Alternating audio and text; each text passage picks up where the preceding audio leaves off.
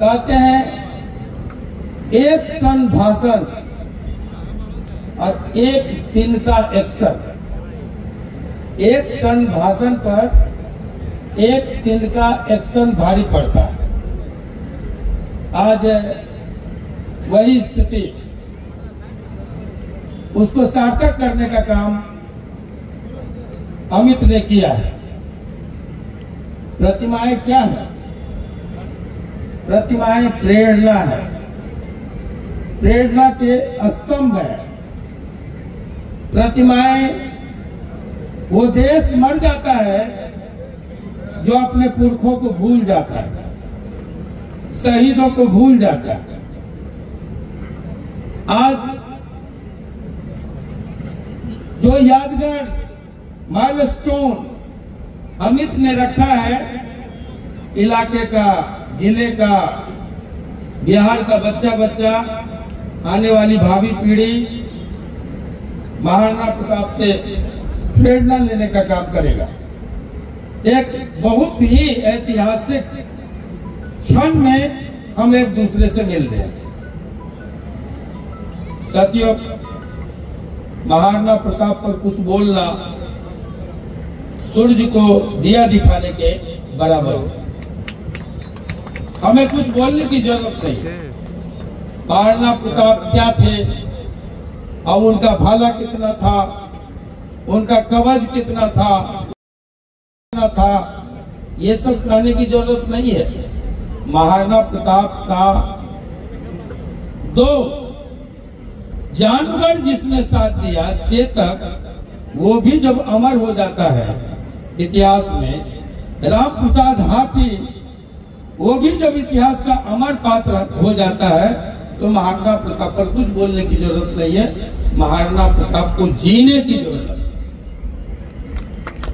महाराणा प्रताप से सीखने की जरूरत है, महाराणा प्रताप के राह पर चलने के संकल्प की जरूरत है। इसलिए महाराणा प्रताप की लड़ाई को लोग बड़ी विकृत रूप से पेश कर रहे हैं। आज के संदर्भ में बहुत दर्द होता है, बहुत दुख होता है। माफ कीजिएगा, मैं आया हिंदुआ सूरज, आपने भी कहा, हिंदुत्व आपने भी कहा। अधिकांश लोग यहाँ जमा, आप चले जाइए रामायण में, हिंदू शब्द ढूंढ के लाइए। आप चले जाइए महाभारत में, हिंदू शब्द ढूंढ के लाइए। आप जाइए उपनिषद में, हिंदू शब्द ढूंढ के लाइए। आप चले जाइए गीता में, हिंदू शब्द ढूंढ के लाइए, कहीं नहीं मिलेगा। लेकिन एक शब्द है, बार बार कृष्ण के मुंह से आया है, क्षत्रिय। रामायण में भी मिलेगा। हर हमारे जो जिसको आज हिंदू धर्म ग्रंथ कहते हैं, उन धर्म ग्रंथों में बार बार क्षत्रिय शब्द का उल्लेख है। हम बहुत पुरातन हैं, हजारों साल पुराने हैं, और इसलिए किसी ने कहा छात्र धर्म युगे युगे। जब मेरी बारी आती है तो सारे हिंदू जपने वाले हर बार हम अकेले खड़े होते हैं। माफ करना, बड़ी कड़वाहट से कह रहे हैं।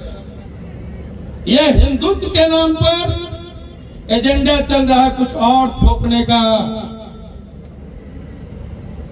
आज जब उत्तर प्रदेश में आए हैं धनंजय जी, उत्तर प्रदेश में जब हमारा राज है, तो कौन है जो पृथ्वीराज को विजातीय साबित कर रहा है?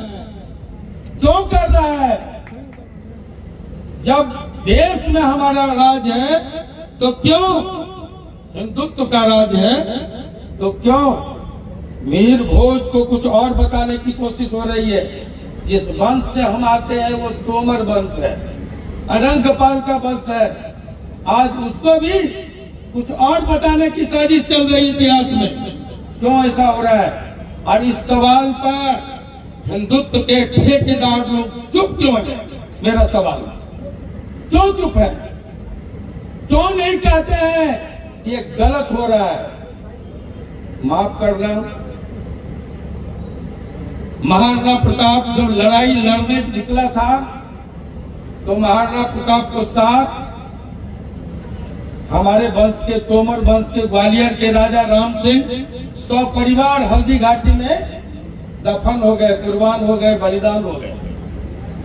लेकिन राजस्थान में भी सुविधा भोगी राजपूत जितने थे, रजवाड़े जितने थे, भाग खड़े हुए। साथ किसने दिया? कप्तान कौन था? हिंदुत्व की बात करने वाले कप्तान था हकीम खान सूर। इसी शाहबाद से आता था उसका खानदान, शेरशाह सूरी का परिवार था, शेरशाह सूरी का वंशज था। उसका हक महाराणा प्रताप का सेनापति हकीम खान सूर और अकबर का सेनापति, बोलना पड़ेगा, बोलना पड़ेगा क्या? कौन था सेनापति? हम ही में से थे। इधर से कह रहा मान सिंह, हम तो बोलना भी नहीं चाहते साथियों। और लड़ाई को रंग देंगे लोग हिंदू और मुसलमान का नहीं। जब भी हम राम बनकर निकले हैं, अन्याय के खिलाफ लड़ाई किससे थी? कहना नहीं पड़ेगा, सुनना होगा, मनन करना होगा। जब भी हम राम बनकर निकले हैं तो बन के नर, जिसको बना दिया वानर, जिसकी जंगलों में, जंगली इलाकों में बड़ी पूछ थी, कोल भील बन के नर, पीछे से लगा दिया पूछ। जंगल में उनकी पूछ बड़ी थी, पीछे से लगा दिया पूछ। तो जब राम बनकर निकले तब भी यही गरीब, गुरबा, दलित, पिछड़े, इन्होंने ही साथ दिया।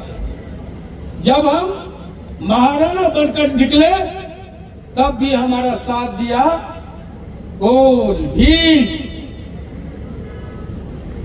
मुसलमान, इन्होंने हमारा साथ दिया। और इसी इलाके से खड़े हुए 1857 के गदर के महानायक बाबू वीर कुंवर सिंह, तब भी उनका साथ दानापुर के यादवों ने दिया, बिया के पासवानों ने दिया, चंभित चमार ने दिया, दुबे जी ने भी दिया, और पीर अली साथ साथ शहीद हो गए, फांसी पर चढ़ गए। पीर अली की कुर्बानी कौन था? कुंवर सिंह का सेनापति, याद कीजिए, उसका भी नाम था करीम खान। बहुत दिन की बात नहीं है, मैं अभी बोल के आया हूं। इस देश में अगर 1857 नहीं होता तो उसकी प्रेरणा से 1942 नहीं होता, और अगर 1942 नहीं होता तो 1947 में देश आजाद भी नहीं होता। और आजादी के संघर्ष में हमारे इतिहास को दफन करने की जो साजिशें हो रही है, जो कमजोर करने की, छोटा बताने की साजिशें हो रही है, उस इतिहास में, इतिहास बताता 1857 का कि सबसे बड़ी उम्र का योद्धा, जिसके बारे में कहा जाता है 80 वर्षों की हड्डी में जागा जोश पुराना था, सब कहते हैं कुंवर सिंह जी बड़ा वीर मर्दाना था। तो वो सबसे ज्यादा उम्र का महानायक ब्रिटानिया हुकूमत में 1857 में सबसे ज्यादा भूभाग पर कब्जा जमाया। वहां उत्तर प्रदेश से लेकर बंगाल, आसनसोल तक, और मुल्क में आजादी का परचम लहराया, और सबसे ज्यादा समय तक ब्रिटानिया हुकूमत की छाती पर आजादी का परचम लहराता रहा। उसका नाम था बाबू वीर कुंवर सिंह। लेकिन आज हमें कम बड़ी दुख हुआ जब हम गए, और चाची क्या नाम है उनका, पुष्पा जी रो के बता रही थी कि आजाद भारत में कल ही किस तरह से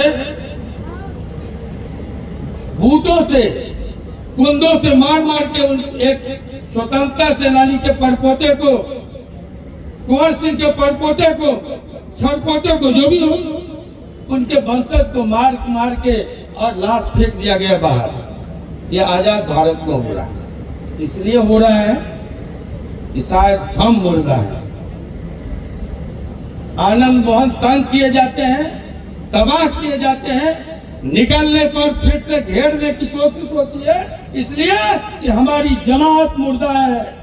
हमने गुलामी सीख ली है, हमने पट्टा बांध लिया है पार्टियों का, इसलिए साजिशें चल रही है।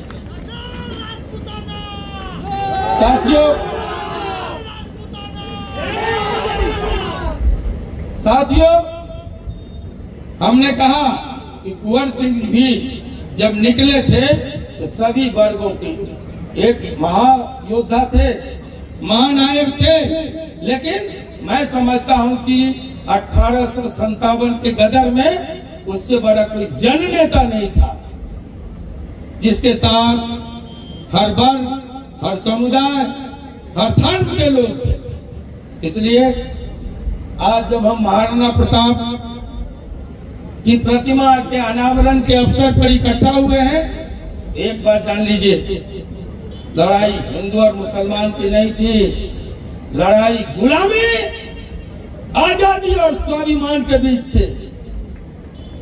एक तरफ गुलामी थी और एक तरफ आजादी थी। आजादी के लिए लड़ने वाले, स्वाभिमान के लिए लड़ने वाले जो लोग थे वो थे महाराणा प्रताप के साथ खड़ा, और जो सत्ता का सुख भोगना चाहते थे वो थे मान सिंह के साथ खड़ा, अकबर के साथ नहीं। इतिहास में एक साथ दो महान हुआ, उसका नाम है महाराणा, तो दूसरी तरफ अकबर को भी महान कहा गया। अकबर बहुत छोटे लोग नहीं थे,